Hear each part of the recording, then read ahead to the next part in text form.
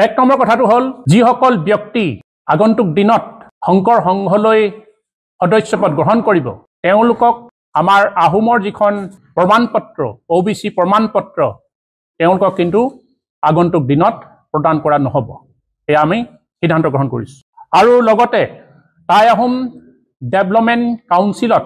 যিসকল শংকৰ সংঘত সদস্যপদ গ্ৰহণ কৰি থকা বিষয়ববী আছে তেওঁলোকক আমি টাই আহোম ডেভেলপমেণ্ট কাউন্সিলৰ পৰা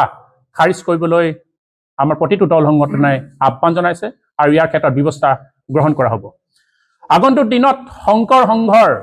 উজনি অসমত অনুষ্ঠিত হোৱা প্ৰতিটো অনুষ্ঠান বৰ্জন কৰা হ'ব আৰু বল প্ৰয়োগ কৰি বন্ধ কৰি দিয়া হ'ব যদিহে তেওঁলোকে এই জনগোষ্ঠীটোৰ পবিত্ৰ অনুষ্ঠান মেডাম মেফিক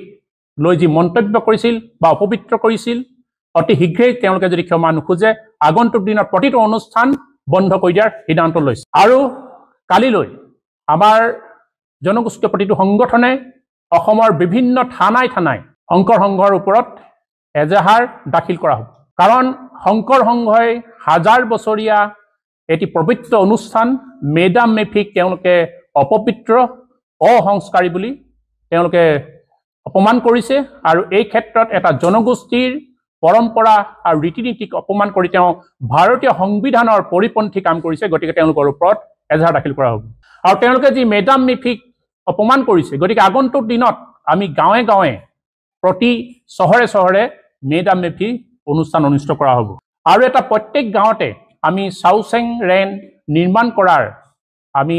পদক্ষেপ গ্ৰহণ কৰিছোঁ আৰু এই ক্ষেত্ৰত আমি চৰকাৰলৈ আহ্বান জনাম যে আমাৰ গাঁৱে গাঁৱে চাউচেং ৰেন নিৰ্মাণ কৰা হওক আৰু আহোমৰ যি ধৰ্মীয় অনুষ্ঠান এই ধৰ্মীয় অনুষ্ঠান প্ৰতিখন গাঁৱত আমাৰ অনুষ্ঠিত কৰা হ'ব আৰু টাই আহোম ধৰ্মীয় যি অনুষ্ঠান আমাৰ বিভিন্ন ধৰণৰ বানফি জাচিংফা পুৰালুঙৰ দ্বাৰা বিভিন্ন অনুষ্ঠান আছে লগতে আমাৰ চকলং যি বিবাহ প্ৰথা এই বিবাহ প্ৰথা আমি আহ্বান জনাইছোঁ যে প্ৰতিজন ব্যক্তিয়ে তেওঁলোকে এই অনুষ্ঠানবোৰ আপোনালোকে ঘৰে ঘৰে অনুষ্ঠান কৰিবলৈ আজি আমি গোটেই দল সংগঠনৰ পৰা আপোনালোকলৈ আহ্বান জনাইছোঁ আহোমসকলক যিসকল লোক বৰ্তমান শংকৰ সংঘত সোমাই আছে যিসকলক প্ৰলোভিত কৰা হৈছে যিসকলক ফুচুলাই এতিয়াও শংকৰ সংঘত সোমাই আছে যিসকলক ধমকি লগোৱা হৈছে শংকৰ সংঘৰ পৰা ওলাই গ'লে বিভিন্ন ব্যৱস্থা গ্ৰহণ কৰাৰ ক্ষেত্ৰত এইসকলক আমি আহ্বান জনাইছোঁ এতিয়াও সময় আছে অতি শীঘ্ৰেই আপোনালোকে শংকৰ সংঘক ত্যাগ কৰক আৰু আহোমৰ যি গৌৰৱান্বিত ইতিহাস এই ইতিহাসৰ লগত আপোনালোকে সংপৃক্ত হওক আৰু পুনৰবাৰ আমি কওঁ যে শংকৰ সংঘত ভৱিষ্যতেও আহোমসকল যাতে কোনো ধৰণৰ সদস্যপদ গ্ৰহণ নকৰে এয়া আজি সভাই সিদ্ধান্ত গ্ৰহণ কৰাইছে গতিকে আৰু এটা বিষয় আছে চৰকাৰলৈ এটা আহ্বান আছে যে আগন্তুক দিনত আহোমৰ যি লোকপিয়ল এই লোকপিয়ল ব্যৱস্থা গ্ৰহণ কৰিবলৈ অসম চৰকাৰক আমি আমাৰ দল সংগঠনৰ পৰা আহ্বান জনাইছোঁ আৰু বিশেষকৈ আমাৰ সংবিধান প্ৰতিলিপি যিসকলে দাহ কৰিছিলে টাইপাৰ যিসকল সদস্য এই সদস্যসকলৰ ওপৰত থানাই তেওঁলোকে এজাহাৰ দিছে আৰু এয়া আমি বাৰে বাৰে কৈ আছোঁ শংকৰ সংঘক আমি বাৰে বাৰে কৈ আছোঁ যে এই আচলতে প্ৰতিলিপি দাহ কৰা গোটেই ব্যৱস্থাটো শংকৰ সংঘৰ দুখৰ কাৰণে হৈছে শংকৰ সংঘই যদি সময়তে সেই সময়তে যে তেওঁলোকে আহোম জনগোষ্ঠীত ক্ষমা প্ৰাৰ্থনা নকৰাহেঁতেন